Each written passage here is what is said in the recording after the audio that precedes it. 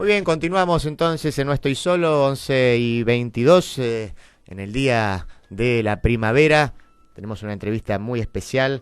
Yo les decía al principio que es alguien con el cual me gusta hablar porque me hace pensar, me plantea perspectivas que yo no había tomado en cuenta. Así que siempre lo ando persiguiendo ahí por la zona de Congreso, porque sé que anda por los bares dibujando, y cuando lo veo me meto y me pongo a charlar con el artista plástico Daniel Santoro, que está aquí en el piso. Daniel, ¿cómo estás? ¿Qué tal? Muy bien. Gracias por la invitación, Dante. No, por favor, gracias por venir. Te invité con una excusa, podemos hablar de todo un poco, pero la excusa es lo que tengo aquí en la mano, que es un libro que escribiste justo junto a Julián Fava, que se llama Peronismo entre la severidad y la misericordia. Tengo entendido que, bueno, vos venías haciendo charlas, si querés, informales con Julián, y en algún momento dijeron, ¿por qué no darle esto a un formato libro y a su vez un formato de conversación? Contame cómo fue ese proceso. Sí, bueno, con Julián hace años que hablamos y me hace reportajes para sus programas de radio, y entonces quedó siempre flotando la idea de cómo eran muy ricos y daba para continuarlos, hacer algo, y él me propuso hacer un libro con las conversaciones, y yo a su vez le propuse que sean conversaciones, ¿no? O sea, tenga el formato de conversación. Se enriquece mucho eso. Él hace sus aportes desde la filosofía, es un gran estudioso de Bataille, sobre todo, que ha traducido sus libros, y eso le da otra carnadura al fenómeno peronista. Ahí se propone en ese libro un poco un aspecto batailliano en el peronismo que no fue muy visto hasta ahora, y creo que hay algunos logros, incluso teóricos, en torno a qué sería ese fenómeno que es el peronismo, ¿no? Por lo menos acercarnos en cierto modo, a ese núcleo invulnerable en cuanto a su teoría, ¿no? Nadie lo ha logrado desbrozar realmente, pero por lo menos llegamos a un borde, ¿no? Uh-huh. Que ya es bastante llegar al borde del peronismo. ya tengo el título, al borde del abismo. Tengo el título de la nota, hemos llegado al borde del peronismo. Uh-huh. Daniel, bueno, te voy preguntando obviamente temas que seguramente atravesaron el libro, por lo que algunos comentarios también que estuve leyendo, y sé que además están haciendo presentaciones varias. Ahora me comentarás, me decías que estuviste en Rosario, ahora me vas a decir por dónde van a andar próximamente. Pero sé que hay como una categoría que a mí me interesa de los discursos que viene dando Cristina, te diría, en esta última etapa, estos últimos años, que tiene que ver con la cuestión del orden. Bueno, llamó un nuevo orden. Yo lo vinculo siempre con esa idea de la desorganización de la vida, el neoliberalismo como una desorganización de la vida. Y a mí el concepto de nuevo orden, yo lo decía en un editorial, pero la idea es preguntártelo a vos, a ver si estás de acuerdo o no. Yo lo vinculo más con la lógica del peronismo de la comunidad organizada, ¿no? En ese sentido, el orden como organización. Porque ha habido interpretaciones para mí sesgadas e incorrectas, desde una interpretación de derecha de que el nuevo orden es una nueva constitución, hasta interpretaciones de trotskistas que el nuevo orden es represión en las calles. Claro. Yo creo que ambos están equivocados, pero pues para mí yo lo remití a la comunidad organizada. ¿Cuál es tu visión al respecto? Bueno, precisamente sí, esa es la clave. En el libro también hablamos mucho de ese tema, la necesidad de volver sobre algunos planteos teóricos que tuvo el peronismo, y entre ellos un libro muy importante que es La comunidad organizada, que en realidad revela, digamos, el esquema sobre el cual el peronismo fundaría su existencia como un hecho revolucionario incluso. Y la comunidad organizada es eso que vos decís, o sea, es fundada sobre las organizaciones libres del pueblo. Entonces, las formas en que el pueblo libremente se da su propia organización, esto lo aleja enormemente de cualquier planteo fascista, ¿no? En que la organización viene dada desde el Estado y es digitada desde el poder. Todo lo contrario, el peronismo habla de las organizaciones libres del pueblo, un poco el sindicalismo y su rol preponderante, por lo menos en aquel primer peronismo, tenía que ver con eso, ¿no? Con poner en escena a esas organizaciones.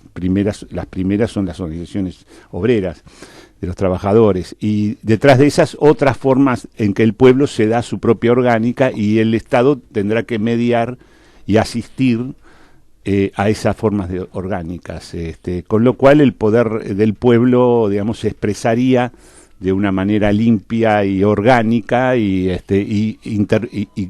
mediante la intermediación del Estado podría, digamos, una sociedad estar realmente organizada.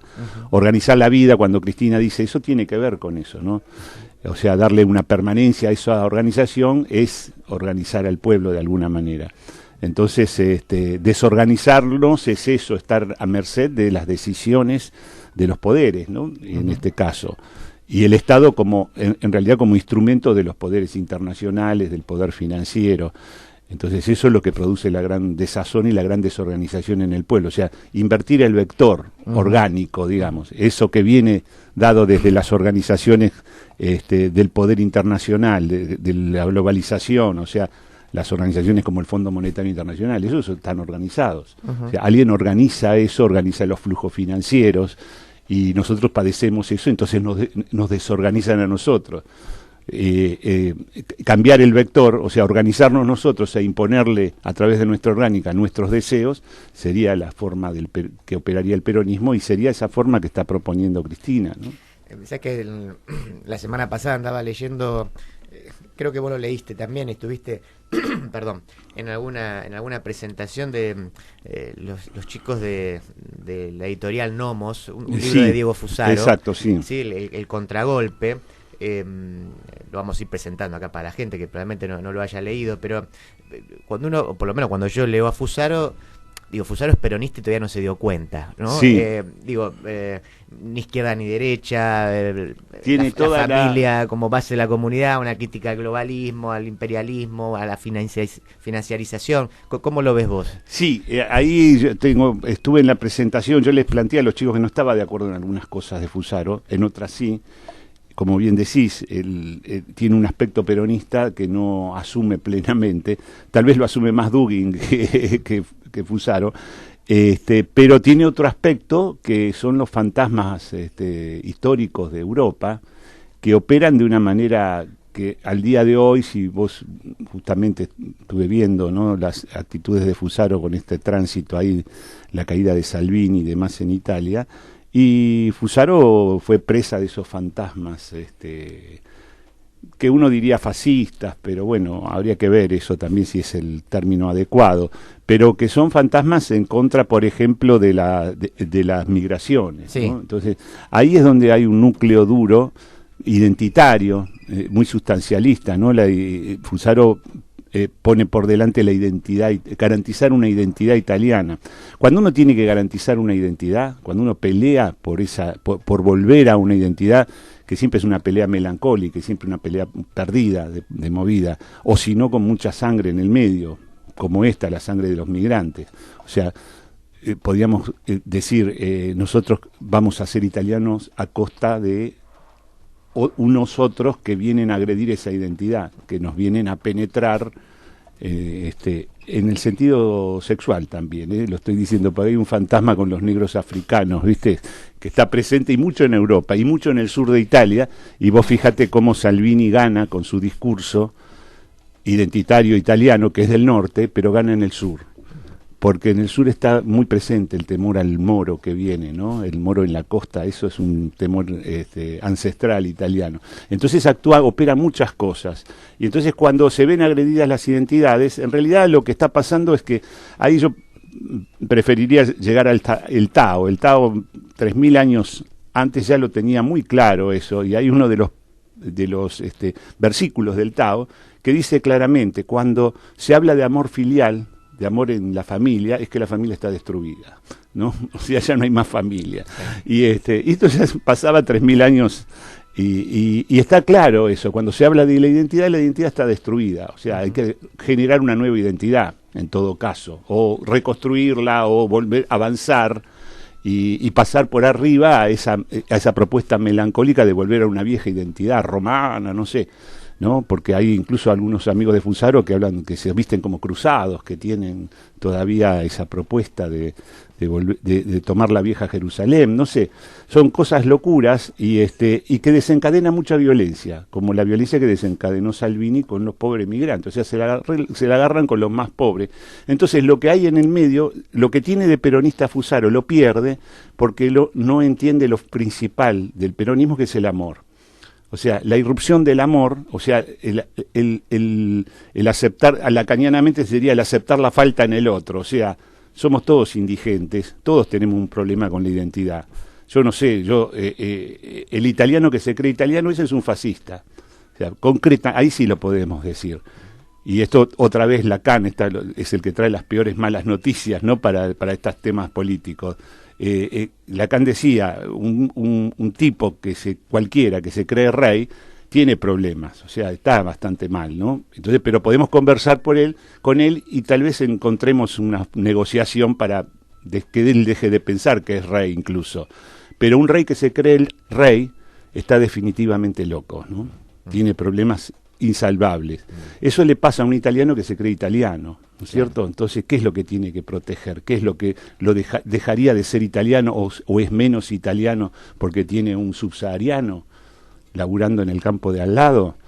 Digamos, eso sería. Entonces ellos ahí hacen cuentas y pierden pierden toda la riqueza que podrían tener leyendo con atención al peronismo y viendo la acción del peronismo y sobre todo prestando atención en el costadito donde está Eva Perón trabajando, que es la que construye mucho del sentido del peronismo. Entonces ellos aprenderían primero a aplicar una mirada amorosa, a darle la bienvenida siempre al que viene y a saber que no por echar a los que vienen con el temor ese de que vienen a precarizarnos, Fusaro y algunos otros hablan de la bomba de precarización masiva que sería la irrupción de los migrantes. Entonces ellos se precarizan porque no tienen una historia de lucha, porque incluso ahí muestra su costado marxista bastante pervertido en ese sentido, ¿no? Porque hay una lucha que el pueblo italiano asume y que los migrantes están dispuestos a arrasar y a entregarse al trabajo semiesclavo. Entonces le bajarían los sueldos entonces ellos creen que no dejando entrar a los migrantes tendrían mejores sueldos, mejorarían sus condiciones laborales. Una estupidez, o sea, de una ingenuidad enorme, porque si no precarizan a los subsaharianos van a precarizar a los italianos y olvídate, va a ser así, y de hecho lo es. Ahí, detrás de esta respuesta que me dabas a lo de Fusaro estaba la cuestión del agua todo el tiempo, no solo el inmigrante que llega a través del agua. Y ustedes en el libro trabajan la cuestión del agua, por supuesto, desde el riachuelo, o a su vez desde las míticas patas en la fuente. Contame entonces qué lugar tiene el agua en el libro. Sí, hay un capítulo que hablamos sobre el agua y agua y peronismo, ¿no? El agua acompaña toda la historia del peronismo, como acompaña todas las fundaciones míticas también, ¿no? Ahí hay una dimensión mitológica. Toda presencia de agua supone un cruce. Digamos, superar una valla, a veces muy infranqueable. Cuando uno logra pasar esa valla, adquiere otro estado, digamos, la gente se transforma, tenemos los ríos míticos, el Leteo, el Rubicón, ¿no? Entonces no hay marcha atrás, uno se olvida de quién era, ¿no? Uno adquiere un nuevo estatuto, un pueblo cruza un curso de agua y es un pueblo de ser esclavo pasa a ser un pueblo libre, o sea, queda atrás la historia, o sea, son mojones de la historia los cruces de agua. La cualidad bautismal del agua, uno se bautisma y es otra persona, o sea, adquiere una nueva vida. Es decir, todas esas condiciones del agua, el peronismo las cumple, también hay un itinerario del peronismo por el agua. Entonces, el primer cruce, que lo podemos ver míticamente, es ese cruce del riachuelo. Aguas contaminadas, aguas mortales, digamos. Ahí siempre está el agua de la vida y el agua de la muerte, ¿no? El agua que te ahoga, el agua que te contamina. Esas aguas contaminadas fueron cruzadas por el peronismo, irrumpe en la historia cruzando un curso de agua. Y simbólicamente están los puentes levantados, se quería impedir eso. Llega a la Ciudad Blanca, de ese conurbano oscuro, digamos, penetra en la Ciudad Blanca y se convierte en un actor político ineludible, entonces es como un nuevo sujeto histórico. Y lo primero que hace es ir a la fuente del patio del palacio, digamos, de la plaza, siempre en el medio del pueblo, en el centro, está el agua pura que nutre a todo el pueblo. En la periferia está el agua contaminada, que protege y que mata. Entonces, y van y hacen este itinerario de las aguas contaminadas a las aguas puras y ahí ofenden a las aguas. como, digamos, como garantía de presencia permanente. Entonces les contaminan las aguas a ese pueblo blanco que creía que estaba protegido. No lo estaba, y entonces hay un nuevo estatuto político que ya no se puede ignorar más. Ahora, esa ofensa fundacional produjo también un sintagma. Acá hay algo de la iconología, ¿no? De Avi Warburg y de Benjamin, ¿no? En las Leben, como se dice, ¿no? La permanencia de hay imágenes que permanecen. Y esa imagen de las patas en la fuente es muy paradigmática, se convirtió en un gran poema, o sea, es un título, ¿no? Que no podemos eludir. Y eso va junto con el tema de armar un sintagma histórico que todavía el día de hoy da resultados, que es peronismo-corrupción. O sea, ahí se funda ese sintagma y de alguna manera siempre el peronismo nos contamina, nos agrede, viene a hacernos algo, digamos. Eso. Entonces el poder siente y opera de esa manera para con el peronismo. Ojo que con el peronismo es corrupto, ¿no? Los bolsos de López, todo eso funciona dentro de esa lógica. No estoy hablando de la verosimilitud de nada, pero es real como una forma simbólica. Entonces, ¿qué pasa? Ahí nosotros seguimos analizando, 3, 4 años después de ese cruce mítico, en la ciudad infantil, se hace una ciudad infantil que era el modelo de la revolución justicialista, en escala 1 en 2, para los chicos más pobres. Y era como un orfanato, pero al mismo tiempo era la propuesta en escala de lo que iba a ser una revolución justicialista. Y en el centro de la ciudad infantil había una fuente redonda, como debe haber míticamente. Esa fuente redonda que reproducía la fuente de Plaza de Mayo, la tapa del folleto de propaganda de la ciudad infantil tiene a unos chicos metiendo las manos en la fuente. Y eso es una resolución, una especie de dialéctica de las aguas, una resolución dialéctica de cómo el peronismo soluciona esto, dándole a los únicos privilegiados, que serían los niños, que son los que el objeto por el cual se hace la revolución, ahora se apropian de las aguas, no las ofenden. Y eso sería como cerraría. Y bueno, después esto se replica en las grandes piletas que hace siempre el peronismo. El peronismo siempre hizo grandes piletas o sea, los más pobres tenían a disposición grandes volúmenes de agua, algo que en cierto modo es un emblema de la riqueza, digamos, poder disponer de grandes volúmenes de agua, no restringir el acceso al agua. Entonces las piletas populares de Seiza, los balnearios incluso, la apertura de los grandes balnearios para el pueblo y demás, y todo eso siempre está la ofensa.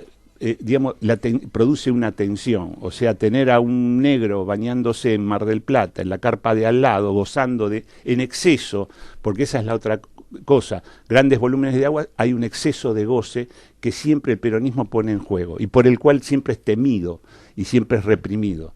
Ustedes se creyeron que podían bañarse en piletas tan grandes, podría haber dicho hoy en día un ministro, ¿no?, que tenemos todavía por ahí dando vueltas. Daniel, estamos hablando con Daniel Santoro a propósito del libro que escribió junto a Julián Fave, que se llama Peronismo entre la severidad y la misericordia.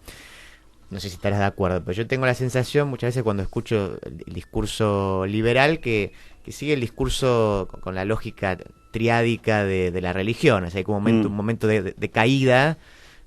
Si hay un pecado original que hemos cometido nosotros los miembros del pueblo, después hay un momento como de sacrificio necesario por el cual tenemos que pasar hacia una salvación que siempre está prometida, sí, pero que nunca llega. Ahora, la sensación a su vez que yo tengo es que el peronismo no tiene ese tipo de estructura o de relato, sino que más bien hace una operación sobre el presente. Claro, el peronismo exacto. Es presente. ¿Cómo evitar, digamos, estar todo el tiempo hablando del presente y no caer en la versión del populismo y de la demagogia de la cual generalmente se lo acusa al peronismo? Sí, bueno, eso sería con lo que decíamos al principio, con una organización, ¿no? Una organización del pueblo que permita, a su vez, esa organización tramitar una planificación, que siempre es una de las grandes preocupaciones del general Perón. Cuando llega al poder, el general Perón lo primero que hace son planes quinquenales y pensar en organizar el territorio. Hay mucha planificación, se ha estudiado muchísimo, eso muy puntual, tomada de Roosevelt, de la Unión Soviética, mucho de la Unión Soviética, de hecho los planes quinquenales, el esquema es más o menos ese. O sea, hay una estricta idea de planificación para darle continuidad en el tiempo. El problema de la continuidad es, bueno, que el peronismo opera dentro del capitalismo, primer problema. para el cual no hay una solución más allá de hacer un mal uso del capitalismo. O sea, el capitalismo está pensado para no ser usado en modo peronista, digamos, ¿no? Entonces eso, hay una violencia interna, y la marcha peronista pone en escena eso que sería como una contradicción, que en realidad no lo es tanto. La parte más sustancial de la marcha, más ideológica, más puntual, es combatiendo al capital, claro, que produce algunos problemas en muchos compañeros, que lo ven como un inconveniente, como un exceso, como un exabrupto incluso de la marcha. No, nada de eso. Eso es lo único que tiene sentido de toda la marcha. Lo que más sentido tiene es combatiendo al capital, porque es combatiendo al capital, no al capitalismo. Claro, entonces, con la usura, digamos. Exactamente. Claro. Entonces, con el producto ese de la plusvalía, del exceso, de la... Ahí es donde se plantea el reparto de la riqueza, se plantea todos los puntos oscuros en los que el peronismo agrede al capitalismo aparentemente. Pero el objeto por el cual va el peronismo es el capital, no el capitalismo. Del capitalismo el peronismo disfruta, y mucho más incluso que los propios capitalistas. Hay un goce que los capitalistas ven como un goce en exceso, claro. O sea, como eso que no se merecían. ¿Y cómo es que están haciendo estas cosas que no se merecían? ¿Cómo es que viven en chalecitos californianos? ¿Cómo es que estos negros se compran celulares? ¿Te acordás cómo es que tienen antenas de televisión? Viven en una villa y tienen antenas de televisión. Siempre hay exceso de goce. ¿Cómo es que vienen por el chori y la gaseosa? ¿No? ¿Por qué hacen estas cosas? Son siempre excesos no merecidos. Entonces, primer cuestión del peronismo, trabaja sobre una línea batailiana del don. O sea, hay donación, es decir, hay amor. Otra vez, lo que Fusaro no entiende, hay amor. Entonces vienen los bolivianos, vienen los peruanos, todos son, de última, nadie distingue. En una marcha del peronismo no sabemos quiénes somos bien. Tendríamos que decir latinoamericanos, más o menos, pero también hay senegaleses, o sea que es todo muy abierto. Y esa apertura es una apertura amorosa. Por eso que podemos decir que el Papa es peronista. Y por eso el Papa es el gran enemigo de Fusaro también. Ojo con eso. Ahí es donde está el punto más oscuro y más que me aleja muchísimo de todos estos muchachos que vienen del marxismo y que se vuelcan hacia un populismo. Daniel, en el editorial de hoy, no justamente para que concuerdes, sino que te lo pregunto para ver cuál es tu mirada. A ver, yo decía que quizás, o me preguntaba si había que dar la batalla cultural, ¿no? Desde hace más de 10 años el espacio nacional y popular tiene como el eje del debate, hay que dar la batalla, porque a su vez hay un sentido común liberal, que desde los propios medios de comunicación, etcétera, etcétera, ¿no? Y a mí me da la sensación de que hay como una sobreestimación del asunto de la batalla cultural, por lo pronto en cuanto a lo que tiene con resultado de las elecciones, porque hay un montón de gente que no va a votar a Alberto Fernández por sentirse parte de la patria grande, ¿no? Entonces, ¿cuál es tu mirada acerca de eso que se llamó la batalla cultural? ¿Qué significa la batalla cultural? Si hay que darla o no, si hay una sobreestimación de ella. No, vos sabés que yo no creo eso. Yo siempre estuve en contra, y bueno, tuve mis encontronazos por eso en algunos de esos ¿cómo se llama? Asambleas que se hacían culturales, no le decían asambleas, que sean encuentros, ¿no? De cultura, que se hicieron en varios lugares del país. Y yo siempre estuve en contra. El término batalla cultural está mal entendido en todo caso. Sí hay que dar una batalla cultural desde ya, pero el problema es cómo se entiende eso. Una batalla no tiene puntos fijos, o sea, no se toma un territorio y listo, y se planta bandera, sino que siempre es como una batalla en movimiento, digamos, en términos, no hay trincheras, no hay lugares para defender. Lo único que se puede hacer en este tipo de batalla es avanzar y apropiarse. Entonces, va ganando, la batalla siempre se va ganando o se va perdiendo, no se gana ni se pierde. Porque esto lo experimentamos en estos años. Hace 4 años perdimos la batalla cultural, ahora creemos que ganamos con la batalla cultural. Ni ganamos ni perdimos. En todo caso, si seguimos avanzando y tenemos capacidad de apropiación, esa es la clave, capacidad de apropiación, nosotros vamos a ir ganando. Y le vamos a comer todo el territorio a este enemigo, entre comillas, ¿no? Si no, gana el enemigo y avanza él. Y si está avanzando él, si él tiene capacidad de apropiación, que fue lo que nos pasó hace 4 años atrás, mayor capacidad de apropiación del enemigo nos gana. Entonces, cuando tenemos nosotros mayor capacidad de apropiación, es decir, eso lo hablemos mucho con algunos compañeros, discutimos, mi límite se decía hace 3 años, 2 años, mi límite es ping, ¿no? El muchacho del tigre, ponele, sí. ¿No? Y era el límite, ¿no? Porque más allá hay que ver de qué manera, unidad para qué, se decía. Estupideces. O sea, no había límites. Yo decía, no hay límites. El peronismo decía, el peronismo de arena. Entonces, la arena, ¿cómo se puede conducir? En una bolsa. Se mete todo en una bolsa. No hay que andar. Entonces, no se trazan límites.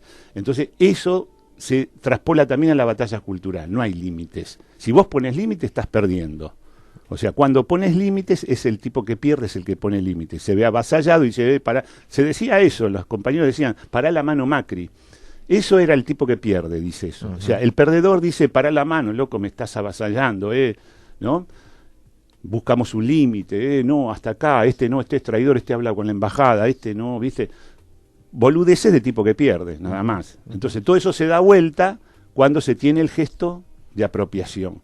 Un gesto que propició Cristina, por supuesto. Y ahí es donde Cristina se erige como una conductora de territorio, cosa que nunca fue, ¿no? Y de pronto ahora sorprende con un gesto genial, que es que no tengo límites. ¿Entendés? Eso es lo que dijo. Y entonces ingresan todos.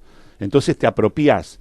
Y eso pasa en la cultura también. Mi límite es, no, porque Borges no es nacional y popular. Porque entonces empezamos a discriminar. ¿Dónde está? ¿Qué son artistas nacionales y populares? Tenés una sorpresa. Son los berretas, ¿viste? Lo vamos a hacer cruelmente, lo vamos a decir. Los más berretas son los que son nacionales y populares. Y los otros no, son de élite, ¿viste? Son de la oligarquía, trabajan para... Una pelotudez increíble. O sea, ¿cómo vas a dejarlo a Borges? Que Borges tenés un problema con Borges. Andá, léelo a Borges y vas a ver que es un más grande escritor, casi con Kafka del siglo XX. Y entonces, ¿qué estamos diciendo? ¿Y lo vas a dejar a Borges para el suplemento de cultura de la nación? Estás mal de la cabeza. Entonces te apropias de Borges, te apropias de absolutamente todo, de Mallea, de quien sea. No tenés ningún problema. Todos son artistas nacionales y populares. Otra cosa, ¿viste? Insignificantes que no te pesan como una mochila de plomo. Sí. Nacional y popular. Vamos a ver si es nacional y popular. ¿Qué? ¿Marechal es más nacional y popular que Borges? Estamos en pedo. O sea, por lejos es mucho más nacional y popular Borges, porque es mucho más popular en primer lugar. Y en todo caso, tanto Marechal como Borges son nacionales, son de acá, y son populares porque los lee el pueblo en la medida de lo posible. Entonces, ni Marta Minujín, ni nadie es del otro, es nuestra también. O sea, todos los que son artistas, todos los que tienen algo que expresarse, son nacionales y son populares. Esa capacidad de apropiación es la que te hace ir ganando una batalla popular y no irla perdiendo. Eso me parece que es clave ahora. Estábamos pensando el otro día, hablando en Rosario, que hicimos la presentación del libro ayer, y yo hablaba... Los billetes, o sea, claro, los billetes es una gran afrenta que nos hicieron, ideológica, es una apuesta ideológica fuertísima de estos chicos, ¿no? Entonces, hay un nuevo comienzo. Sí, eliminar los procesos para poner animales, ¿no? Lo dijeron claramente, no más gente muerta. Sí, sí. O sea, toda la herencia simbólica a la mierda. Muerta, se convierte en gente muerta todo, San Martín, todo. Y ellos ponen animales porque esto es la naturaleza, un nuevo comienzo, todo está por hacerse, parece que no hay cultura más que ellos empiezan. Es una locura total, una apuesta ideológica de medio border, ¿no? Pero bueno, entonces hay que hacer algo, los billetes, por supuesto, eso no los dejaría, son horribles aparte, ¿no? Todos los países que se creen más o menos tienen sus apuestas culturales, sobre todo. Miremos ahí en los euros, que es una buena representación, sí. ¿No? De Lacroix, Verdi. ¿Y por qué no ponemos a Borges, por qué no ponemos a Marechal, por qué no ponemos, en vez de volver melancólicamente a los próceres, por qué no irrumpimos con una novedad? Y eso es ganar una batalla cultural, apropiarnos de todo, ¿no? Yupanqui, Pizarnik, no sé, la Negra Sosa, por supuesto, todo lo que podíamos, Lola Mora, y poner a grandes artistas, como hacen los otros países que tienen grandes artistas y nosotros los tenemos. Piazzolla, ¿cómo no va a haber un billete de Piazzolla? ¿Quién podría estar en contra de un billete de Piazzolla? O sea, saldamos eso que se denomina horriblemente la grieta, la saldamos de esa manera también. Claro. Andá a sacar un billete con la cara de Borges después. O sea, el billete del hornero lo podemos sacar mañana mismo. Ahora, el billete de la cara de Borges tiene un peso específico, ¿no? ¿Y por qué no lo hacemos nosotros? No seamos pelotudos. Eso es ganar una batalla cultural. Daniel, decime dónde se van a estar presentando próximamente con Julián. Perdí el fixture. Bueno, entonces por ejemplo, el Morán, ¿viste? Estaba por ahí, estaba pendiente. Ahí va, tenemos después 80 propuestas. lo publicamos entonces en las redes, yo me comprometo. Claro, yo no tengo el tanto. No, estaba Néstor ahí haciendo todas estas cosas. Peronismo entre la severidad y la misericordia, Daniel Santoro y Julián Fava, editorial Las 40. Daniel nos visitó, gracias por estar aquí, no estoy solo. No, tiene un Instagram, ¿no, Dante? Que la gente lo puede seguir. Hay un sí, Instagram. Sí, Daniel de moda Santoro ahora. Oficial. Lo maneja mi hija, yo no tengo ni idea. Pero bueno, está de moda. Daniel Pero pueden ir Santoro ahí. Oficial, además de ahí tienen todas las pinturas de Daniel, que Sí, por sí, lo que hay primero lo muchas hemos cosas. conocido. Así Bueno. que, gracias, Dani. Gracias a vos. Gracias.